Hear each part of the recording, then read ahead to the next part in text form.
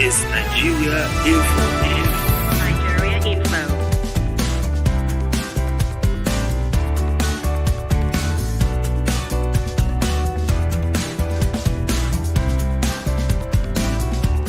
This is Nigeria Info. In the other part of this country, so that what deceive ourselves. I'm not supporting stealing, but these politicians need to be taught a lesson. Your number one station for talk. Nigeria Info. Let's talk. This is Hard Facts. Hard Facts. On 95.1 Nigeria Info. Nigeria Info.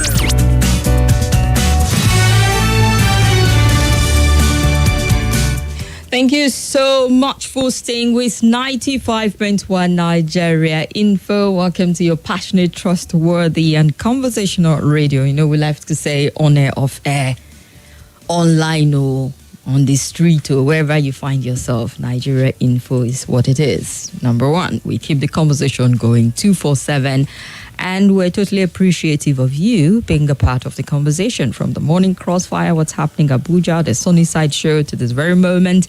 Even when we hand the baton over to Football Frenzy and they do to Talk Night with Black Coffee, you're always around. I truly do appreciate you. Thank you so much. And I sure hope you're having a pleasant day. The weather is amazing. Can't complain about that.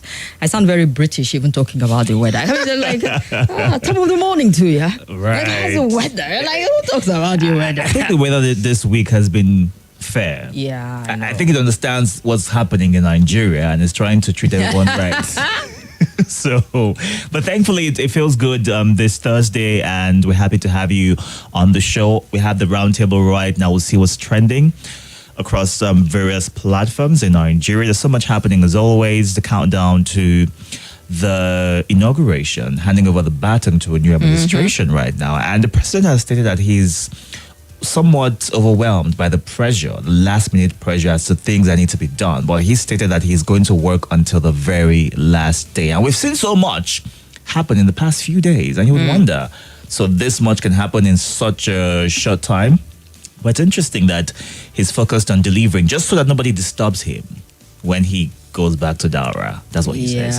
And then I noticed a lot of people were talking on social media, even though it was one of the stories we also talked about, although in passing, when we talked about that Nigerians were happy with the border closure. And then he did say from the clip we played that he will go back to his country home, and if you guys want to bother him too much, his Niger will defend him, and he perhaps might even go there. So a lot of people talking and all what, man. But you know what? The man said what he said with his full chest. You know, the camera was there when he was saying and he wasn't joking this time. It wasn't. You know, the first time he made an excuse, like perhaps it was a joke. I mean, he read the room and decided, let me just drop it like it's hot, a joke for people to like laugh over. But this time around, he looked you in the eye and said it. So it means he doesn't want to be bothered one bit. Well, he's emphasized how he's been able to build relationships with other countries.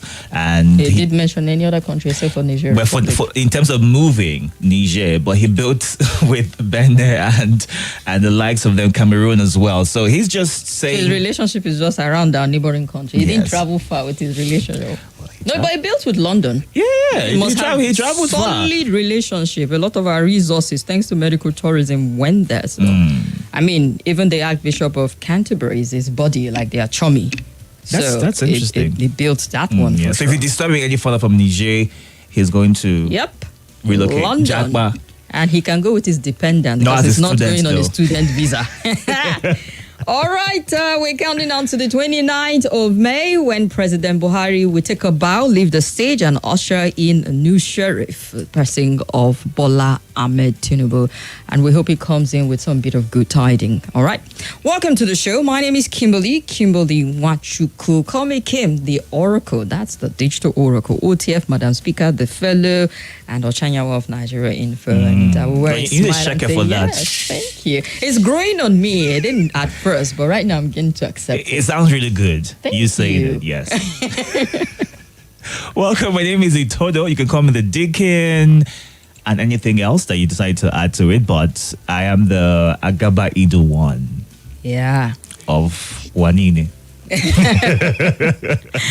Okay, people, we'll take a look at some of the big stories driving conversation. If I ask you, what story have you been talking about? What do you consider one of those major talking point for today. I bet one or two of those stories will make the cut from what we're talking about on the roundtable today, because it's usually the story of the day as they develop, as things evolve. We'll bring guests to talk with us. However, today we do not have a guest with us. But one thing we do have is our streaming on YouTube. It's on already at Nigeria Info Abuja. We're also on Facebook, I think. Yes, at we are. Nigeria Info Abuja. You can go check us out, join the conversation, leave your comment. There's a lot of conversation that goes on YouTube and Facebook. When we're talking, people are talking with each other. So it's a community on its own that you should join and leave your thoughts and interact with other Nigerians as much as you're doing that with us. So we'd love for you to join us online. All right. Starting with the story, guess who is making a promise before he's even sworn in not to disappoint you? You guessed right, Bola Ahmed Tinubu. Let's get the detail. All right, the President-elect Bola Tinubu on Thursday in Abuja said he will not disappoint the trust conferred upon him by the President, Muhammadu Buhari, and millions of Nigerians. He also affirmed that he understands the magnitude of the honor conferred upon him and the corresponding task ahead. Tinubu made the promise in his acceptance speech after he was conferred with the national honor of Grand Commander of the Federal Republic at the State House Banquet Hall in Abuja. He says, and I quote, "I understand the magnitude of the honor conferred on me today and the task ahead. Nigerians deserve no less." Now, Thursday's conferment makes Tinubu the sixth person to hold the GCFR honor. Those before him are Nnamdi Azikiwe, Obafemi Awolowo, Shehu Shagari, Olusegun Obasanjo, Abdulsalam Abubakar, Ibrahim Babangida, Ernest Shonekan, Sani Abacha, Moshood Abiola, Umaru Yar'Adua, and Goodluck Jonathan. Buhari also conferred Vice President-elect Kashim Shettima with the honor of Grand Commander of the Order of the Niger.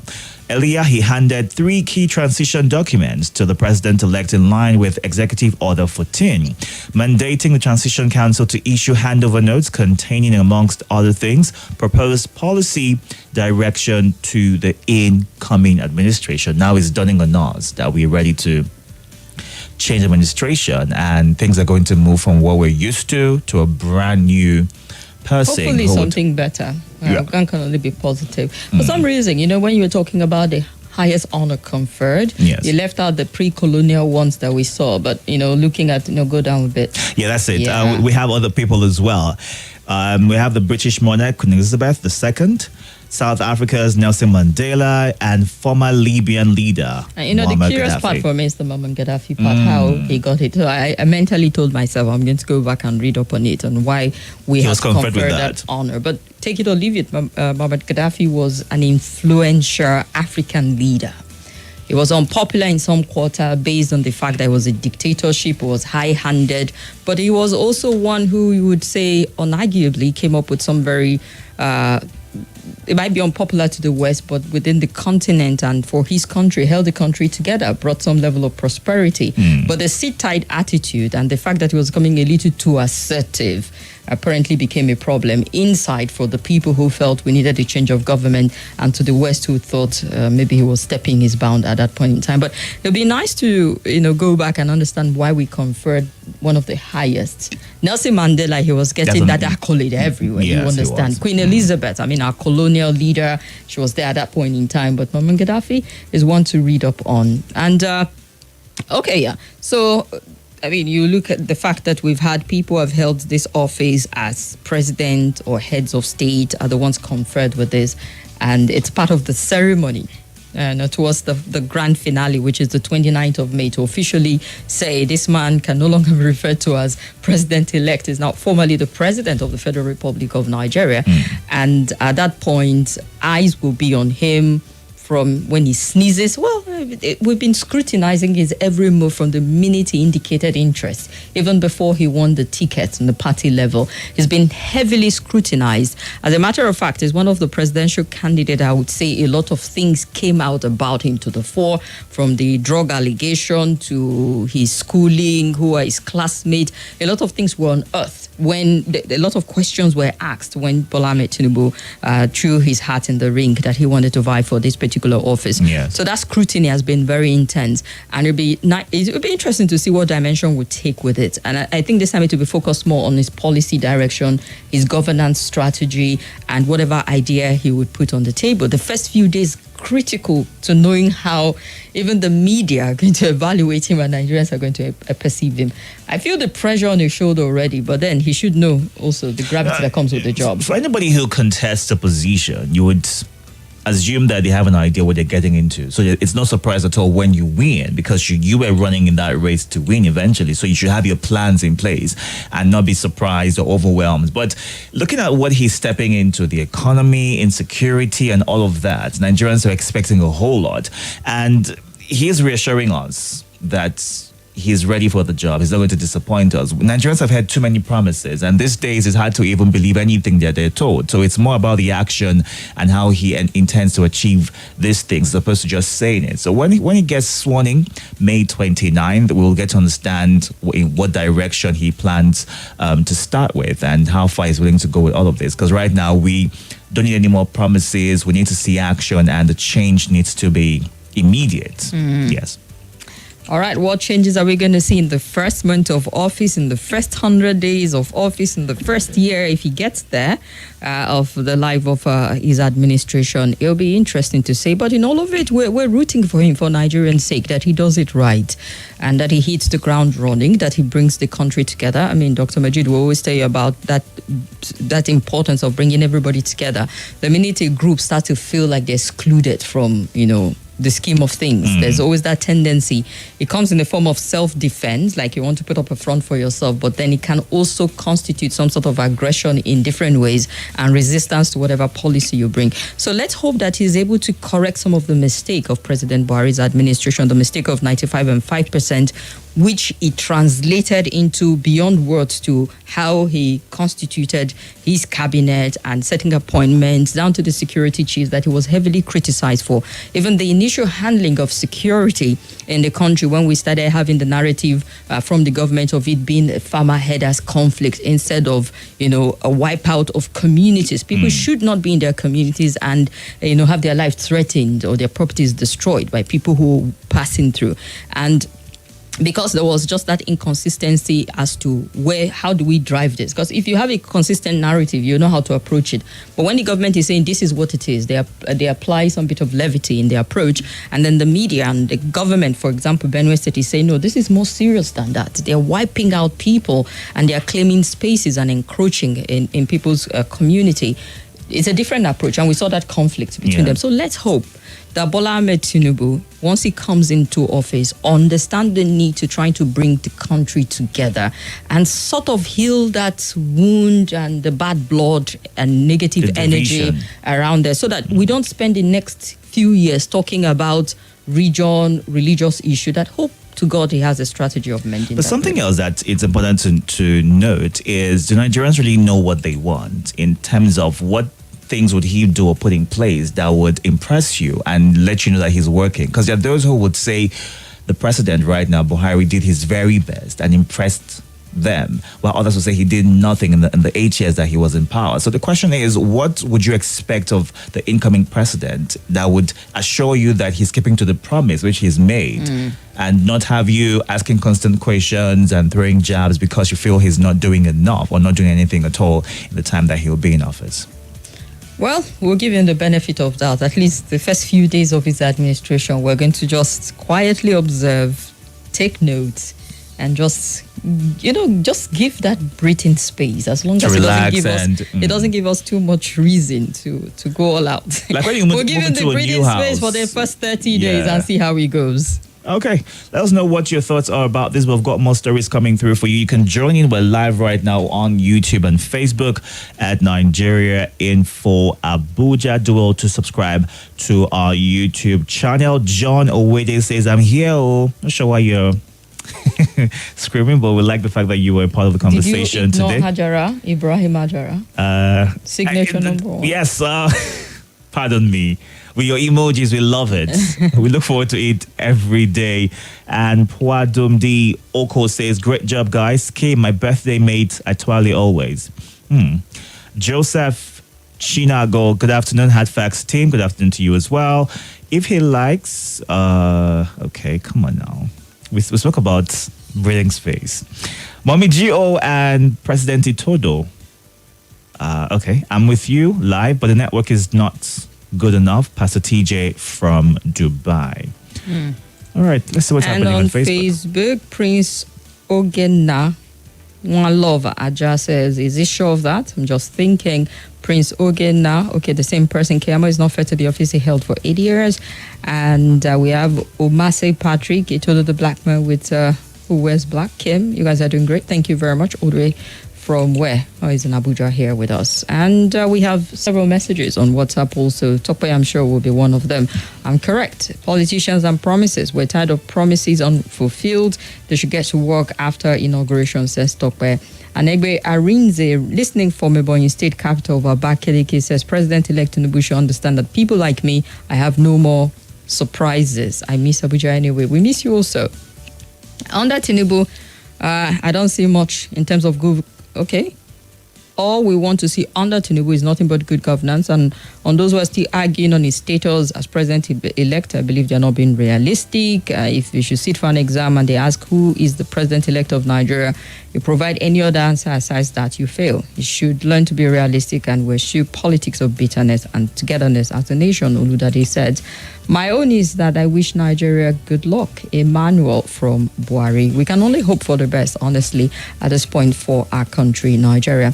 Let's go on to another story. And health situation crisis looms as health workers begin indefinite strike. The Joint Health Sector Union, JOHESU, have asked its members to embark on an indefinite strike. And according to reports, Obinna Ogbonna, the national vice president of JOHESU, gave the directive today at a press briefing. That it's become imperative to inform you that since the federal government is yet to meet these demands, our members have been directed by JOHESU National Executive Council to proceed on an indefinite strike action upon expiration of the ultimatum by midnight of today, the 25th of May 2023. In a letter dated 9th of May, the leadership of JOHESU had issued a 15-day ultimatum to the federal government over alleged inconsistencies in the ongoing negotiations to adjust the consolidated health salary structure. The union said the federal government had a penchant for shifting from agreed terms and rules of engagement relating to non-discrimination in the determination of wages and benefit package of health workers.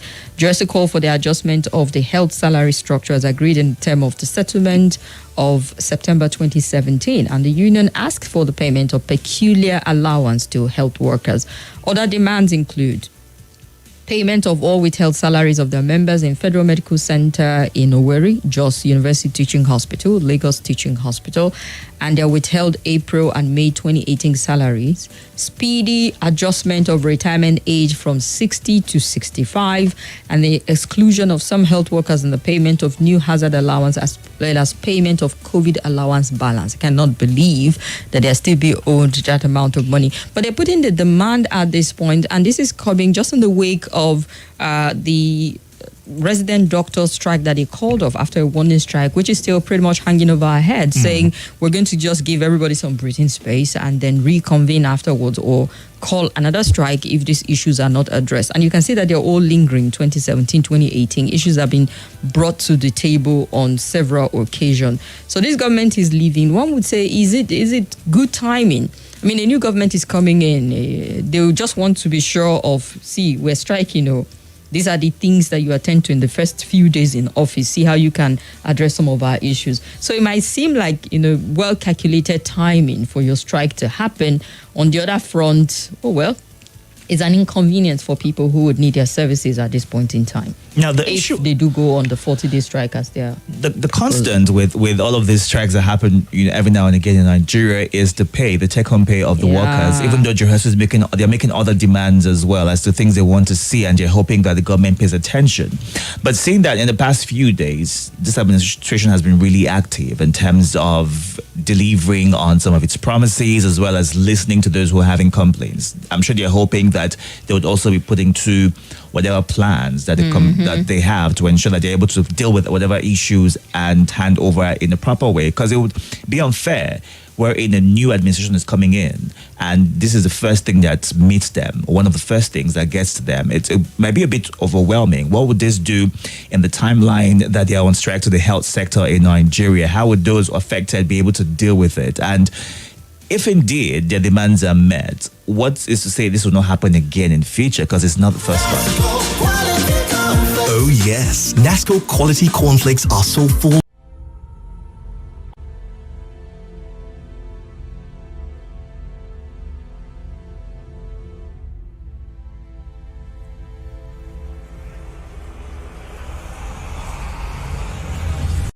This is Nigeria Info. Nigeria Info.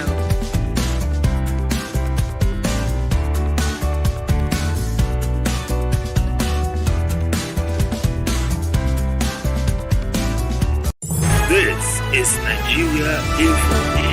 Nigeria Info.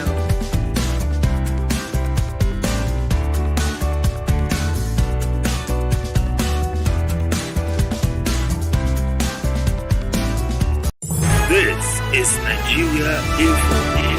Nigeria Info.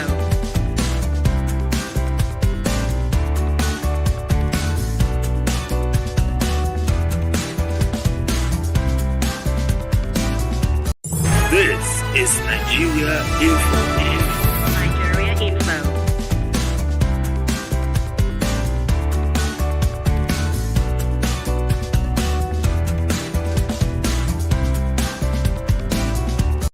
This is Nigeria Info. Nigeria Info.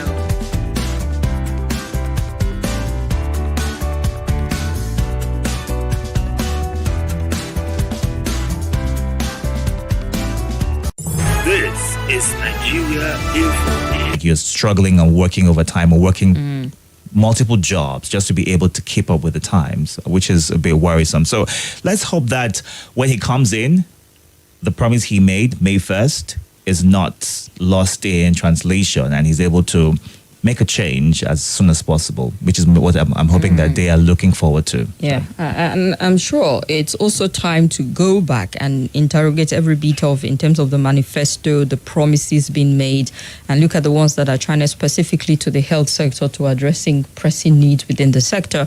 Because, this pay, remuneration, and the likes of it is one recurring decima that we see whenever this. As a matter of fact, when we talk about health and education, it's always about their pay, welfare, and then the bigger picture of the general state of either education or health in the country that we have to look at. And I think these are areas we need to prioritize. We should get to a future where it would not just be a constant to hear that health workers or lecturers are striking. It should be something that when they intend to strike, it will hit us as being odd and unusual. And it's not just Nigeria. Yes, I know you take us back to the UK where recently we've seen health workers and nurses protest. We've heard of migration of health workers for better work environment. It's natural, but then you don't get to hear every quarter or every other quarter that they are striking there. It's usually something very pressing that brings them out on the street. So let's hope that we get to the point where the frequency of the strike will be reduced. So all eyes on you, sir, as you come on board to addressing this grievance. And I think it's well time to say these are the issues you should prioritize when you come into office. All right. Those are some of the stories we're looking at. Just before we get to open up the phone lines and read more of your messages, Festus Keyamo, Minister of State for Labor and Employment, says the concept of Minister of State is a constitutional aberration. Was he not Minister of State or is he not Minister of State? Well, he still has is. been an aberration, his office all this while. Why wait until the very tail end Like, to report that? And would you refund all of your salaries from the time he had that to you've wait been? all his tenure to realize, like, oh dear, this office I occupied all this while and all the ideas and policies I put forward. An aberration? While giving a valedictory speech at the presidential villa on Wednesday, Keyamo said that raising the issue did not mean he was ungrateful. The minister said he was attempting to solve an anomaly that has existed for a long time, noting it was his own way of contributing to constitutional development. Mr. President, the concept or designation of Minister of State is a constitutional operation and is practically not working for many so appointed. Quoting Section 147 and 148 of the Constitution, Keyamo explained how appointments were made and the responsibility of ministers of the Federation were defined, and added that the 7th schedule to the 1999 Constitution provides an oath of office to which each minister must subscribe, and that a minister and a minister of state take the same oath of office. He said ministers designate are cleared by the Senate as ministers, not as ministers in some instances and minister of state in some other instances. And some may want to justify this by saying the president is given the discretion by the Constitution to assign whatever responsibility he likes to ministers. Yes, I concede Mr. President can do that, but not by a designation different from that prescribed by the Constitution. Ministers sit in cabinet as the eye of the president in each state of the Federation. It is therefore against the intendment of the drafters of our Constitution for a representative of a state to be reclassified as against another representative of another state. That the schedule of duties of ministers and minister of state are intended to cure some of these anomalies hardly help the issues. Firstly, the schedules of duty are observed more in breach by the permanent secretaries and directors who really cannot be expected to serve two masters.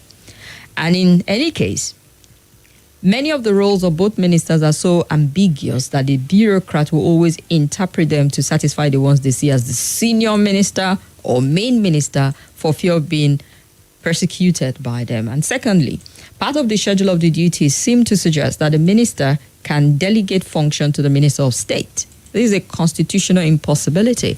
It is only Mr. President that can delegate presidential power, as one cannot delegate what he does not have. Keyamo said the ambiguity and confusion caused conflict between the ministers and the Minister of State. And I'm sure he's speaking out of experience being Minister of State himself. But I've had some subtle conflict of interest as to, well, you can't delegate me. I'm representing my state. I'm a minister just like you. I'm not a junior minister.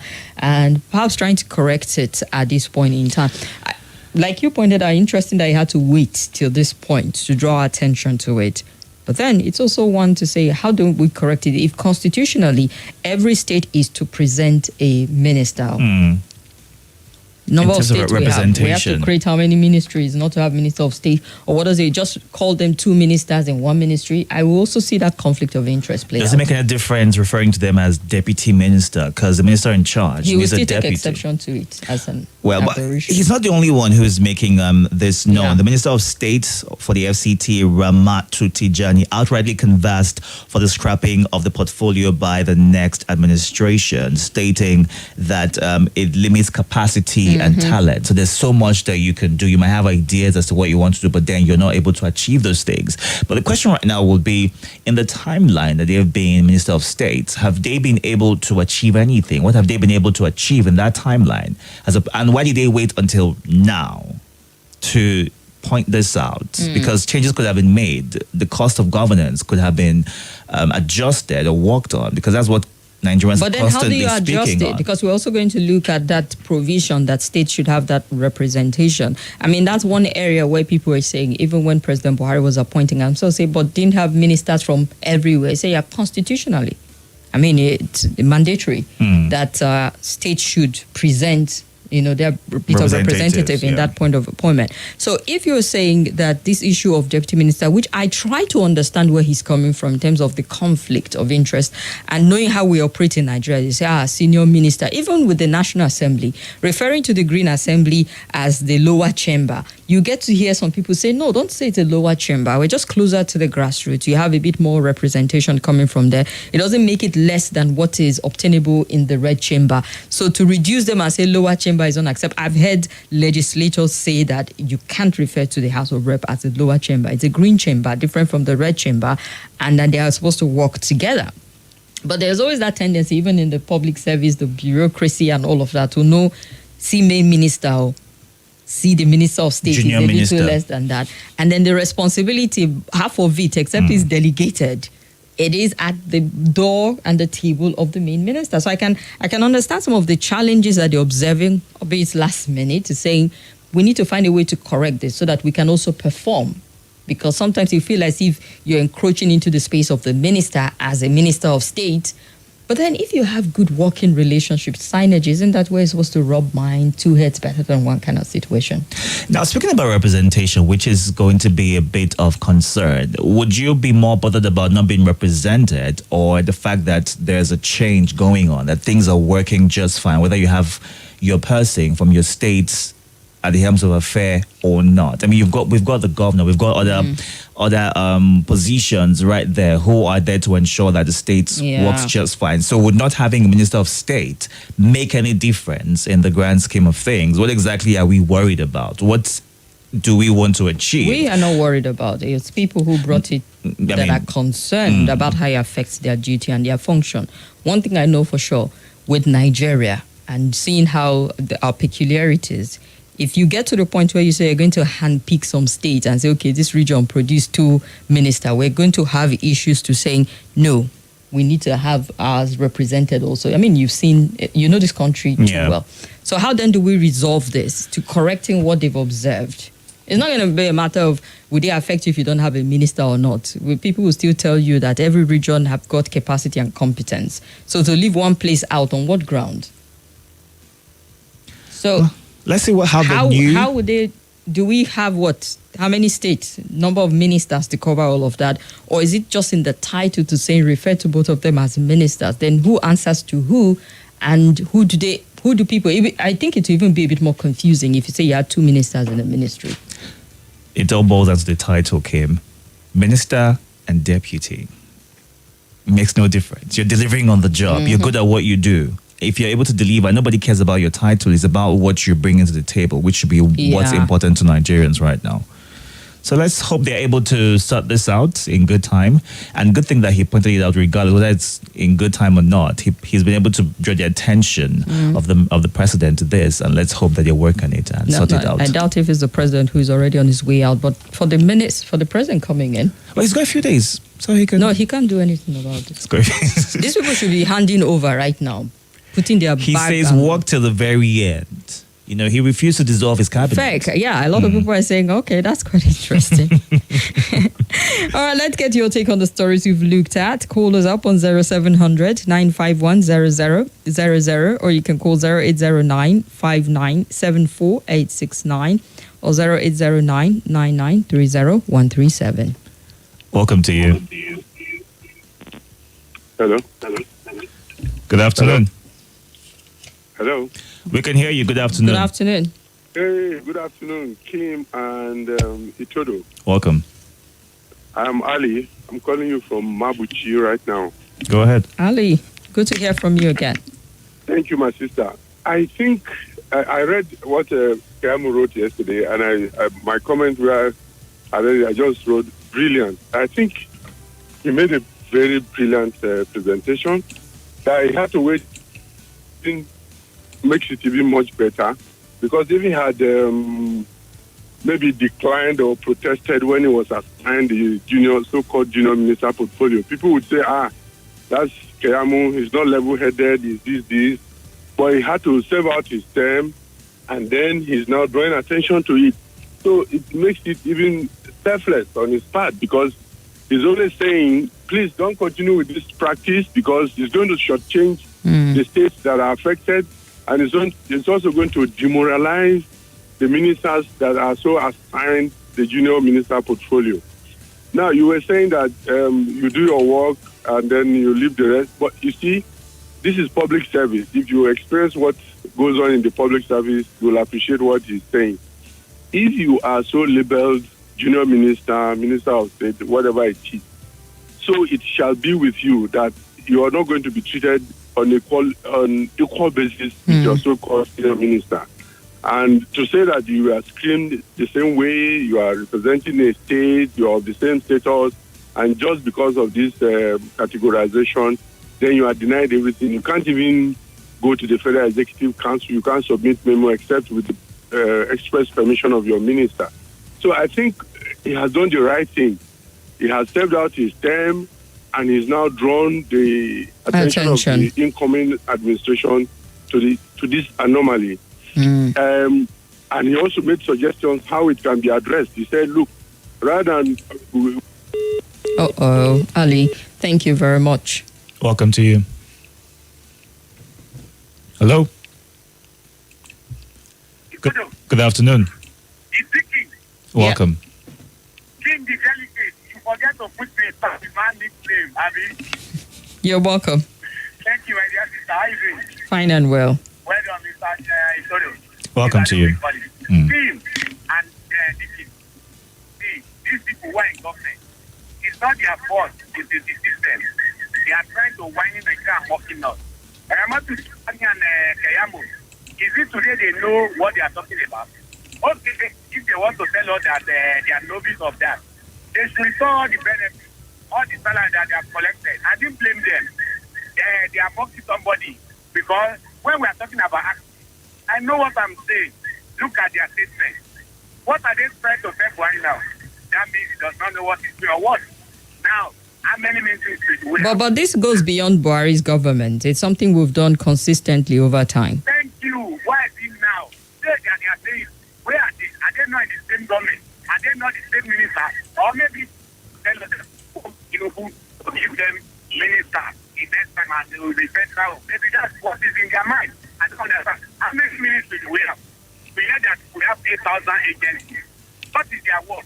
And in the constitution, they say that this state provides for one minister. What are they want us to do? All the ministers come to that. All right. So what are they saying? It's not their fault. It's because they are working with inactive man. That's why. All right, Adewumi. Welcome to you. Hello, Itodo. Yes, good afternoon. I greet Sister Kim. My name is Good Luck. Welcome, good luck. I will not disappoint, said by President-elect. So, I don't have much to say, but we know that Buhari told us that it's for everybody and for nobody, but we see how everything went throughout his administration. For me, I don't believe that Tinubu will do anything because he was the leader of APC, and also he was in this government, and see where we find ourselves. And even the if you're saying he's in the government, that would be incorrect. But if you say he's a member of the party, the ruling party, then that would be correct. Yes, to say he's in the government is to say that he has some direct responsibility, which he didn't have. Okay, he's the leader of APC, so he knows everything about the. Is he the leader of APC? He's an elder statesman. He's a member of the party. They have the chairman of the APC. You have the highest holding officer as President Buhari. But then Tinubu will take that responsibility at this point in time. But at that point, he was just a party member. Kim, you cannot tell that you don't know everything about this APC, how they and how things are moving in this country. He knows everything, and they look at his vice. We will not forget in hurry the Chibo gas issue. And if you look at Nigeria now, these are not the kind of people we need now. I'm saying it, and I want to say it again that I will not support this government, even if they are doing well or not doing well. I will not support this government because you're not credible. Okay. You're not credible. Well, you're entitled to how you feel about it. Welcome to you. Yeah. Good afternoon. Hello. Good afternoon. Good afternoon to you. Good afternoon to Itodo, and I think it's Ochanya Wanini or something. Ochanya Wanini. Is that correct? Ochanya One of Nigeria Info, but Wanini can constitute something interesting. Yeah, go ahead. Okay. Yes, good afternoon, Kim. Good afternoon. The Oracle One. They know they two, now only one for this life. My name is Dozie. How you guys doing? We're good. How are you? I'm good.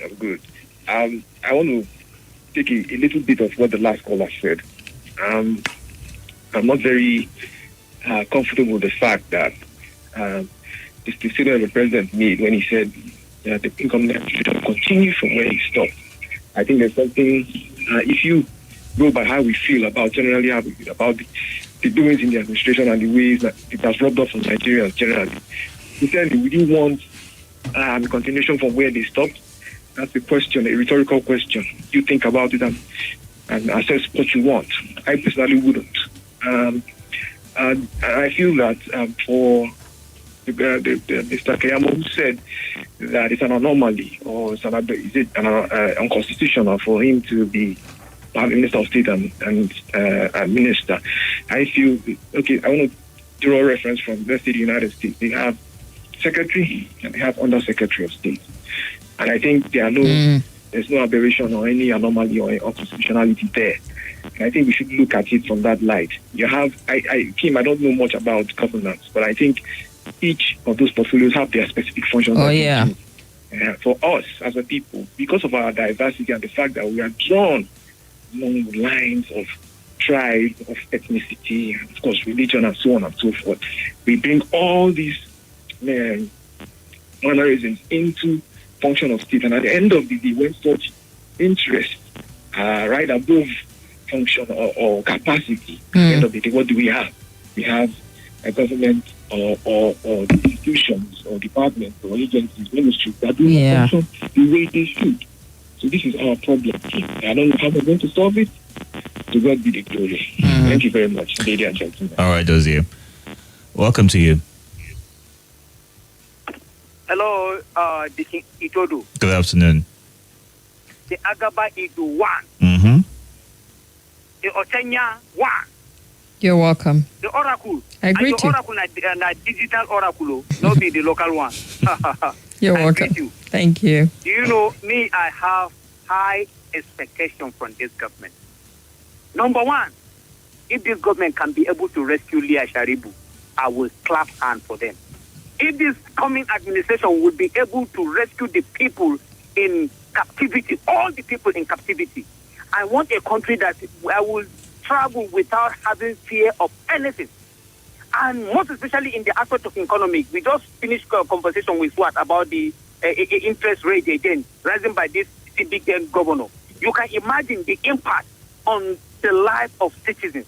So me, my expectation that I'm having for them, because whoever that be the president, I will expect much from him. Because I believe that nobody have the authority without God's permission. Even at that day of announcing the election, if God decided that nothing will happen, God have the means of doing that. Remember the story of King Herod. When they praise him, they praise King Herod instead of Herod. Remember that there is God. Herod wanted to take the place of God. What did happen to Herod? He was knocked down and was eaten up by worm there because he wanted to take the glory. So God allowed everything to happen for a purpose. So for that, I'm expecting, and when they do wrong, we will still call and say, this is the promises you people made. You say you are going to do this, you are going to do this, and we are not seeing it. So we will challenge them, we will ask them, and they should need to do that. Thank you so much. I appreciate it. All right. All right, let's hear another caller quickly. Hello?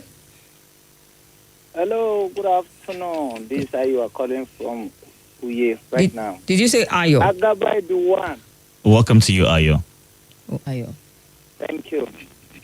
And I believe, and I so much believe that this incoming administration will do very well, because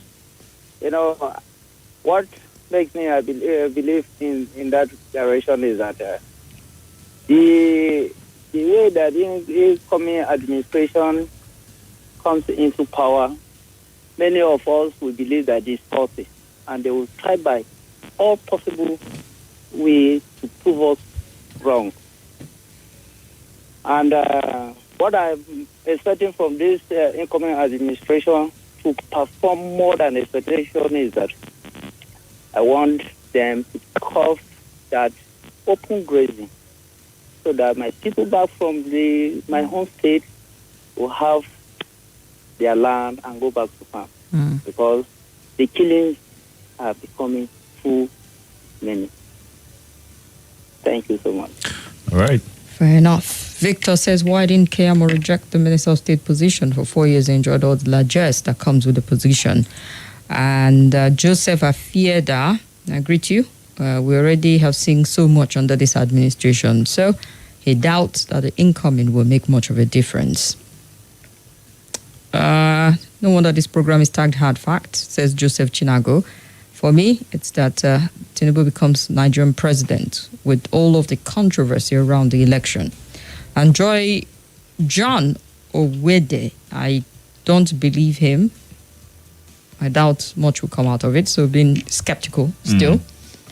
All right, on Facebook right here, Jeff says, because of Nigeria Info, I had to struggle to get an Android phone to connect with you. Thank you for doing that. For Tinubu, I believe that he will deliver Nigeria for some of the problems, but not all of them. Jeff from Benue, formerly Apo Abuja. He moved. Isiaka Abdul Aziz says, good afternoon to you watching from Suleja as well. Hello to you, Chukudi Elijah, as well. Thank you for joining the conversation. Let's see what you're saying on Facebook right now. What is Keyamo saying? He accepted a job that was based on aberration. Can he return whatever he has gotten from this position? If a man of integrity like Udo Udoma can reject Minister of State during the OBJ's administration, why can't he? And that is Leo right there. Good afternoon. Faces Keyamo assertion is not in any way for the interest of Nigerians. It is because there is... What stopped him from saying this before now? Maybe the fear of removal? God is watching all of us. Robert Ogaku from One Man Village. And Prestige in Kubwa says, I don't think the outgoing president is totally incapable of doing stuff. Okay. All right. Thanks for your thoughts right there. And this one from Jacob Ode in Madala. When you have enough to offer and you are constitutionally restricted on the account of where you are placed, you can never be comfortable and represent well. I now see the angle Festus Keyamo is coming from.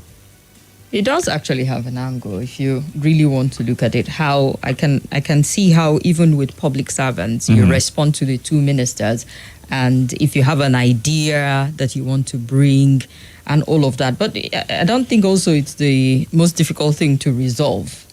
Perhaps the designation and then well defined in terms of their responsibility, which is stepped out, your jurisdiction and all of that. Now, we see two ministers saying the same thing. Play. Using the same language in terms of not being able to deliver because of where they are placed. Now, this could be one of the reasons why they're unable to deliver on some of the things that they have been mandated to do. And it's important that this is looked into and to ensure that there is no conflict of interest, because the worry is that you have to go through the minister before you're able to achieve anything, and you may not get the approval that you're looking for to wherein you are a minister yourself. Yeah. So maybe don't hate too much of the messenger. Let's look at the message and interrogate how we can get better out of the people appointed at the end of the day. Let's get to hear this caller quickly. Welcome to you. Good afternoon. Good afternoon. Itodo and Kim. Welcome. Yeah, this is Mary from Gwagwalada. Go ahead, Mary. On Festus Keyamo, I want to say that he has been in this government. And if he knows that he didn't know that he was not going to have the powers to exercise what he should. If not, I would have expected him to advise from the beginning. Because even before Buhari came in, Buhari said he was going to reduce the workforce to reduce the workforce in the federal government. It's like they were spending too much. And this creation of this and this is what was making them spend too much. And so when he comes in, he was going to prone down on the size of appointees. But when he came, we saw that he expanded instead of cutting down. And as people who are in the party, I expected him to have said, okay, don't create more offices so that we don't enlarge the size of appointees. But he didn't do that. Perhaps he has tested it and he has seen that, okay, you actually do not have the powers to do what you are supposed to do as a junior minister or as a minister of state. That's why he's saying it. So what I consider as integrity is for you to say something, whether it affects you or not, say it. Even if they don't take it, if he had said this from the beginning and they said no, and he takes it, they would have said, okay, he said it from the beginning, but he didn't say it. So he has gone to enjoy the largesse that comes to the office. Maybe he's afraid he will be appointed a minister of state again.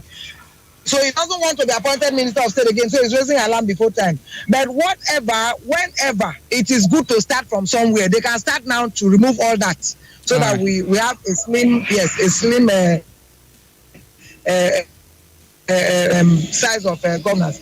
And then on our expectation on Tinubu government, me, I'm not expecting too much, because if you see the work that is in this Nigeria and you see the desperation, you begin to wonder why people should be running. They should be begging you to come and work. But for you to be this desperate with all the problems that is in this Nigeria, I'm not expecting anything, my dear. I'm not expecting so much. But if I see anything good, I will applaud them. But on my own, I'm not expecting anything wonderful. All right, Mary. Because of the level of desperation. Thank you very much. All right. Thank you very much. Let's go on a quick break.